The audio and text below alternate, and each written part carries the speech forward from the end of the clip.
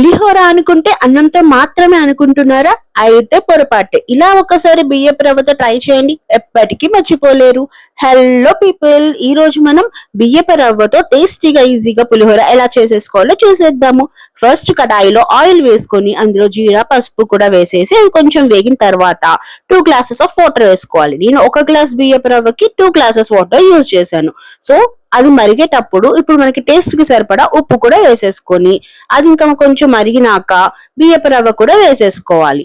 నేను పసుపు కూడా తాలింపులోనే వేసేసుకున్నాను అనమాట, ఎందుకంటే మంచిగా ఇది పట్టుకొని ఉంటుందని చెప్పేసి.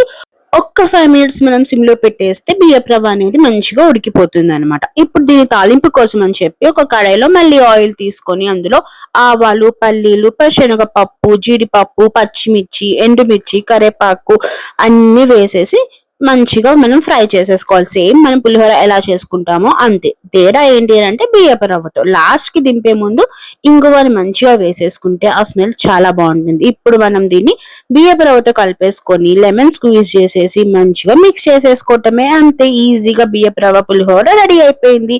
టేస్ట్ మాత్రం చాలా చాలా బాగుంటుంది, ట్రై చేయండి. And don't forget to subscribe.